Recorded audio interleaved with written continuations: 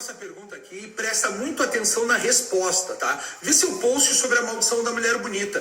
Por que tantas mulheres não se apegam a homens bons? Meus amigos, de onde é que tu tirou que as mulheres querem os homens bons? As mulheres querem os melhores. Tu entende que tu é o fruto exatamente desse hiperromantismo? Onde é que tu aprendeu sobre o amor, sobre os relacionamentos? Nos filmes de Hollywood, nas séries de televisão, nos livros de romance? As mulheres não querem os homens bons, as mulheres querem os melhores. Se ela achar o melhor bom, ok, isso é melhor. Mas entre o bom fraco, o bom pior e o melhor mal, ela prefere o melhor mal. É assim desde o início da humanidade, quando se iniciou lá na savana africana. E esse software está rodando na cabeça das mulheres até os dias de hoje. Depois eu vou te explicar o caso da Luana Piovani para tu entender como é que isso aqui funciona. Agora, o teu problema aqui, cara, já começa de cara o teu solipsismo. Tu tá enxergando o mundo pela tua visão. E o mundo não é a tua visão. O mundo é a realidade. Tu tem que aprender as outras visões. As mulheres não querem os homens bons. Claro que não. Elas querem sempre os melhores, porque era assim que elas sobreviviam. É melhor genética, é o cara mais capaz, é o maior líder, é o cara que tem mais virilidade, é o cara que tem mais inteligência, é o cara que resolve melhor os problemas, é o cara que sabe fugir do perigo, sabe liderar as pessoas para que sobrevivam melhor. Isso aumentava a chance da genética, de passar a genética dela melhor adiante, tu compreende? Elas sempre escolheram esses homens lá na savana africana, por isso que eu falei que eles têm 300 mil anos, lá na savana africana, no início da espécie humana, esses caras eram o que a antropologia chama de alfas, tu compreende? Esse cara era o principal e era esse cara que a mulher perseguia. Só que esse cara, ele era o cara mais forte. Agora imagina, se tu é o mais forte, tu não precisa estar se tu é o melhor, o mais forte, o mais capaz, tem uma fila de mulheres para ser contigo, tu tem mais mulheres correndo atrás de ti. Com isso, tu tem mais oferta de sexo. Quanto mais oferta de sexo, mais chance de acasalar. Quanto maior a chance de acasalar, mais chance de engravidar essas mulheres. Quanto mais chance de engravidar essas mulheres, mais chance de ter filhos e passar a tua genética adiante. Era isso que o alfa fazia. Ele espalhava semente com todas que davam chance. E todas as mulheres queriam esse cara mais forte, porque era a melhor genética. Era melhor chance de sobreviver, ter um bebê que resistiria mais às doenças, teria mais força para enfrentar os predadores. Tu compreende? Agora, o que acabou acontecendo, cara, nesse mundo? As mulheres que saíam com esse cara ele era desapegado, porque como ele espalhava semente com diversas fêmeas, ele não precisava estar cuidando das mulheres, porque se morreu uma, não morreu outra, ele transou com 100 mulheres, né? Se morreu umas 10, 20, ele vai ter 80 filhos ainda, é um baita trunfo. Então esse cara não estava nem aí. E é assim que funciona nos animais, que vivem em bando e que vivem em ambiente inóspitos com vários riscos de diversos predadores, tá? E em luta por recursos, é assim que se dá a dinâmica. E quando a gente era bicho, era assim que funcionava. Bom, desse grande grupo de mulheres, eu falei ali, 20% morriam, mas era o contrário, tá? Era 20% sobreviviam e 80% morriam. Essas mulheres que começaram a morrer ali, as que sobreviviam, começaram a pensar o seguinte, não, para aí, ó, tá muito arriscado isso aqui. Porque o que a antropologia começou a achar, isso aqui eu mostro para vocês nas nossas aulas, corações e alma, essas coisas, quando eu for na antropologia lá, vou nos museus, os caras começaram a achar, os fósseis dessas mulheres que saíam com esses caras, elas jovens, ou com bebezinho morto do lado, ou com ela com bebezinho morto dentro dela, com feto dentro dela. Começaram a achar esses fósseis. E isso comprovou o quê? Que essa mulher, quando ela tá, porque a gravidez, e esse é o grande ponto, que só que não muda na humanidade até os dias de hoje. A gravidez é um momento de vulnerabilidade para a mulher. Hoje em dia está muito mais fácil, né? Tem médico, tem controles, tem tecnologia, tem o que tu quiser fazer, tem remédio. Mas antigamente, até bem pouco tempo atrás, as coisas não funcionavam assim. Então, esse momento de vulnerabilidade da gravidez era o momento que os predadores poderiam pegá-la, porque ela ficava mais lenta, tu entende? Tinha mais gasto de energia, tinha mais dificuldade para chegar até o alimento. Então, esse momento de vulnerabilidade, a mulher podia morrer. Compreende? Foi assim durante 300 mil anos. Não vai ser agora com 50 anos que a cabeça humana vai mudar. Não mudou. Nosso software é aquele ainda lá atrás.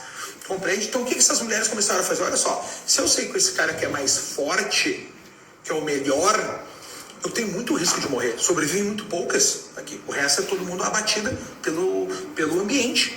Então elas começaram a fazer o quê, meu? Em vez de escolher o mais forte de todos, era pegar aqueles que não tinham tanto acesso às fêmeas. Compreende? Porque esses outros machos que não tinham tanto acesso às fêmeas, como eles já não transavam com tantas fêmeas, não tinha tanta oferta sexual, tanta chance de acasalar, a chance dele passar a genética dele adiante era menor. E as mulheres começaram a dizer, não, peraí, se eu sair com aquele que é o mais forte, eu começo a morrer, né? Porque ele só vai escolher para ficar do lado a melhor de todas também. Porque ele não precisa estar se relacionando com ninguém. Ele é desapegado ao sentimento. E as mulheres começaram a sair com esses que não eram tão fortes assim, que a gente chama de betas, tecnicamente, dentro da antropologia. São os betas. E elas começaram a fazer o quê? Ela saía com esse cara menor, com esse cara que não era o melhor, saía com esse cara aqui do lado, e aí entrava um pênis na vagina, 9 meses depois saiu um bebê. E ele tinha certeza que aquele filho era dela. Porque, ou melhor, ele tinha certeza que aquele filho era dele, né? Porque estava saindo com ela, tu compreende? Ele conseguiu ficar do lado dela. E ele fazia o quê? Ali começam a nascer os sentimentos que o alfa não tinha. Tu compreende? O alfa, o vencedor, ele não tem sentimento. Esse alfa, porque o sentimento, cara, nasce exatamente dessa relação. Em primeiro lugar, começa através do processo de violência, né? Porque, olha só, se os outros homens quisessem sair com essa fêmea dele, ele tinha que bater nos outros machos, tá? Ele tinha que lutar com os outros machos. Se essa mulher quisesse sair com os outros, ele batia na fêmea. Ó, se sofre qualquer tipo de violência, chama a polícia, tá? Chama ajuda técnica e ajuda profissional, tá? Não tô justificando. Tô explicando como é que funciona a biologia evolutiva, tá? E essa mulher começou a ficar do lado dele. Quando o bebê nascia, ele via que o bebê era parecido com ele. Tinha a cara dele, o jeito dele, as coisas dele, os traços dele. Era feito como ele, era ad factum, afeto. Aí vem o afeto, aí vem os sentimentos. Então esse macho mais fraco no relacionamento com a mulher começou a desenvolver sentimentos que aquele macho mais forte, líder, não tinha. Tu compreende? E as mulheres começaram a ver que se relacionando com esse macho mais fraco, elas tinham mais chance de sobreviver. Elas tinham mais chance que a prole ela tinha mais chance que a prole dela sobrevivesse, que ela não morresse no momento de gravidez, no momento de maior vulnerabilidade. Ela tinha esse macho que ficasse do lado dela. E foi assim, cara, no mundo. E aí pensa, quem é que vai sobreviver mais? É o filho desse cara que espalha a semente com qualquer uma? Ou vai sobreviver aquele cara que tem um macho e uma mãe para ficar cuidando daquele bebê o tempo todo? Quem é que sobrevive mais?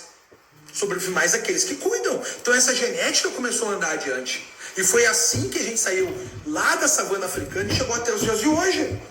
Tu compreende? Só que essa genética foi pelo cuidado, a gente foi crescendo. E aí, olha como a gente tem um outro advento, que é o advento da civilização. Por quê? Porque agora que no início a gente era todo mundo nômades, né? A gente vivia numa grande mistura, era tudo para a mistura, promíscuos, pró-mistura, promiscuidade.